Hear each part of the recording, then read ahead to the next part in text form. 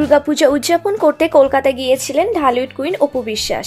গত 11 অক্টোবর তার জন্মদিনের বিশেষ দিনটি কলকাতায় পালন করেন এই নায়িকা। গতকাল দেশে ফিরেন তিনি।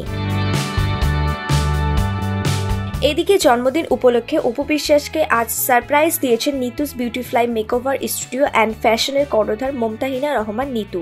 জন্মদিনের কেক কাটা সহ নানান আয়োজন রাখেন তিনি। এই সময় বধূ বেশে কেক কাটতে দেখা যায় অপু বিশ্বাসকে।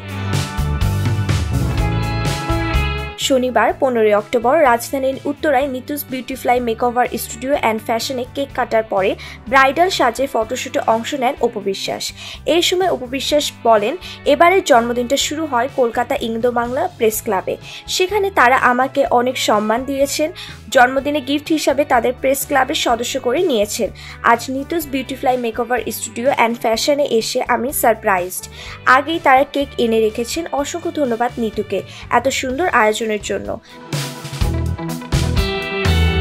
ব্রাইডাল সাজে অপু বিশ্বাস বলেন, শুটিংয়ের প্রয়োজনে অসংখ্যবার বধূ সেজেছি, কিন্তু এবারই প্রথম বধূ সেজে কেক কাটলাম।